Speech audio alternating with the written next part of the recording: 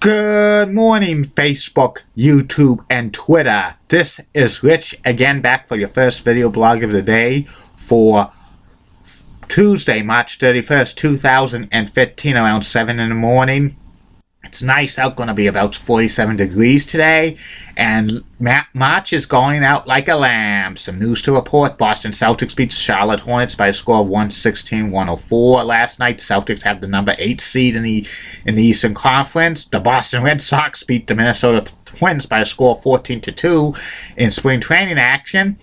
40 years ago today, the classic TV Western Gunsmoke ended its 20-year run on CBS. 30 years ago today, the first ever WWE WrestleMania happened at Madison Square Garden. It was a success. 26 years ago today, the classic TV game show Card Sharks, hosted by Bob Eubanks, ended its 3.25-year run on CBS.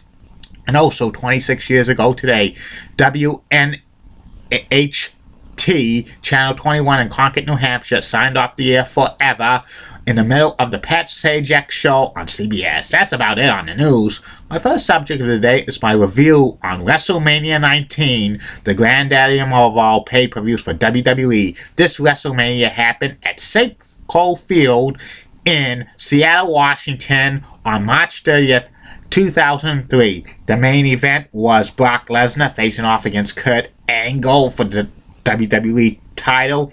Plus, they had a no-holds-barred street fight between Hollywood Hulk Hogan and Vince McMahon, and it was also Stone Cold Steve Austin's final match in the ring against The Rock.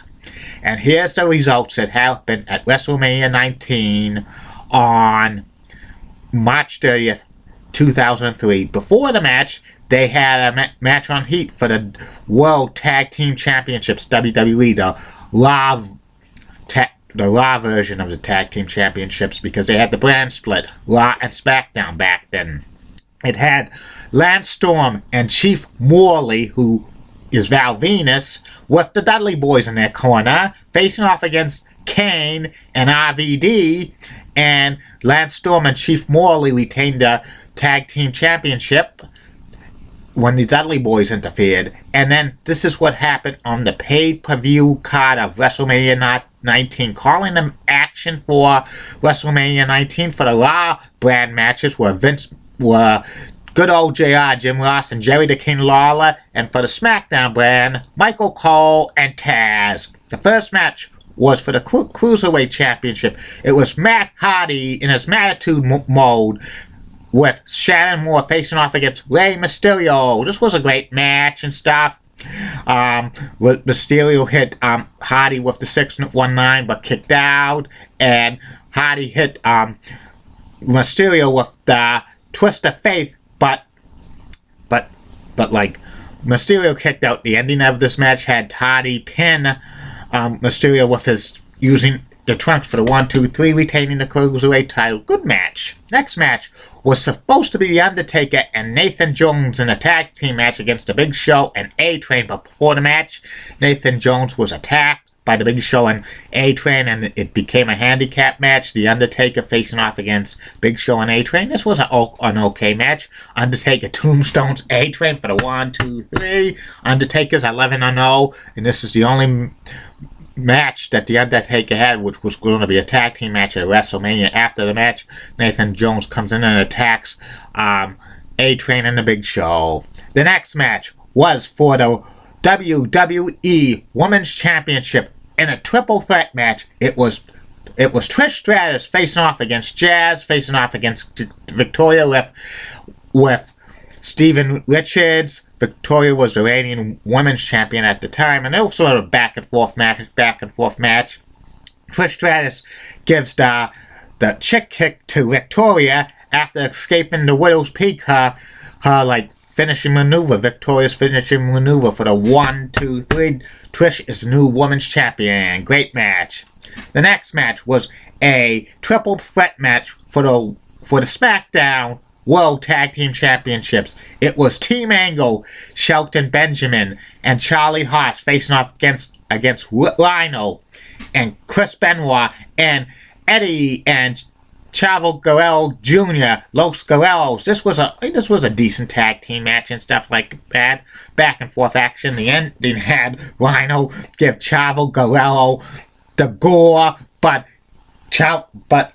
Shelton Benjamin tagged in to the match, and he beat up Rhino to pin him 1, 2, 3. Team Angle retains the SmackDown World Tag Team Championship. The next match was Shawn Michaels facing off against Chris Jericho. This was Shawn Michaels' first WrestleMania match in 5 years. It was a great match, back and forth action. Shawn Michaels got out of the walls of Jericho, and then he delivered the super kick sweet chin music for the 1, 2, 3 on Chris Jericho. Afterwards, Jericho and Shawn Michaels embrace, but after they embrace, Jericho attacks Shawn Michaels with the low blow and beats him up to a pulp. The next match was supposed to be a fatal 4-way pillow fight between Stacy Keibler, Tori Wilson, Tanya Bonnigan, and Kanina Baker. Bana and Baker were the Miller Lite catfight girls for that commercial they had in the early 2000s. This became a no contest while all 4 ladies attacked WWE interviewer Jonathan Coachman, the coach, and stripped him stripped off his clothes, stripping him down to his underwear, and they were putting the pillow fight on him. This was just great comedy and stuff like that. But this was kind of silly and having it on the card. The next match was for the World Heavyweight Championship. It was Triple H with the 16-time World Champion Nature Boy Ric Flair in his corner, facing off against Booker T, the five-time WCW World Champion. This was an okay match and stuff. Booker T gets the early advantage, but when Booker T goes outside the lane, Ric Flair attacks him, focuses on the knee, and Triple H capitalizes on it, and eventually wins the match with the pedigree 1, 2, 3 to retain the World Heavyweight Championship. This was an okay match, but wasn't the greatest by Triple H. The next match was the street fight between Hollywood Hulk Hogan and Vince McMahon, and this was a special stipulation. If Hogan lost this match, he would retire from professional wrestling for good. And this was an awesome match, no disqualification and stuff, unbelievable. Rowdy Piper interfered, attacked Hogan, but Hogan hulked up and delivered the leg drop. 1, 2, 3. Hogan retains. Is still active on the WWE roster. This was a great match. There was rumors that Hogan was going to lose this match because of an interference by Piper, or they're saying that his longtime friend to the end, Jimmy Hart, was going to turn on him and side with McMahon, but that didn't became the case.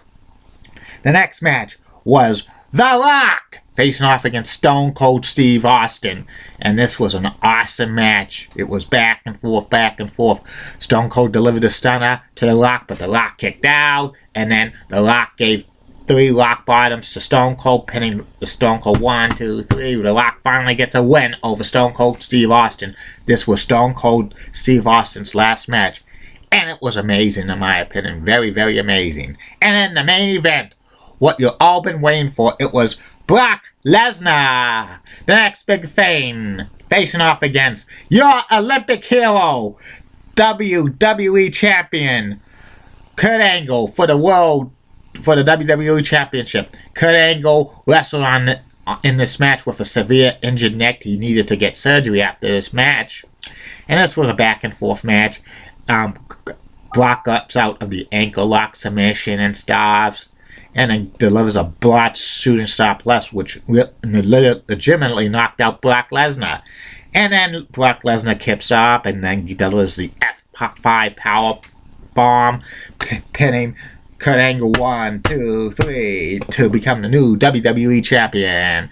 And that was the end of the show. This WrestleMania 19 was so great. It was probably a 9 out of 10 very awesome matches, in my opinion, especially Brock Lesnar versus Kurt Angle, The Rock versus Stone Cold, Hulk Hogan facing off against Vince McMahon, and Shawn Michaels against Chris Jericho. The rest of the card was Okay, decent. Didn't like the world title match between World Heavyweight Championship match between Triple H and Booker T.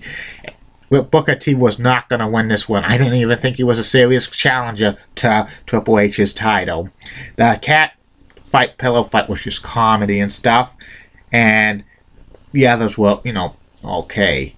And that's about it on WrestleMania 19.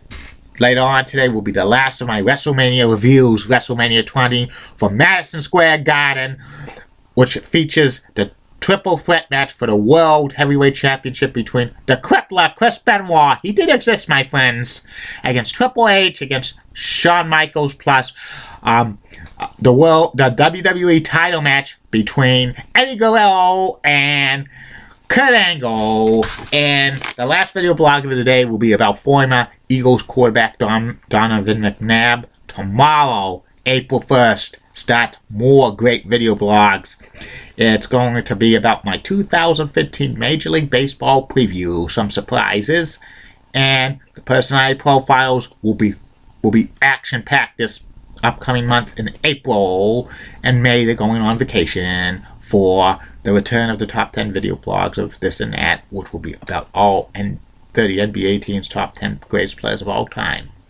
I'm open for a Skype chat, Facebook friend, so if you want to Skype me, go right ahead and video call me because I'm open to chat with you.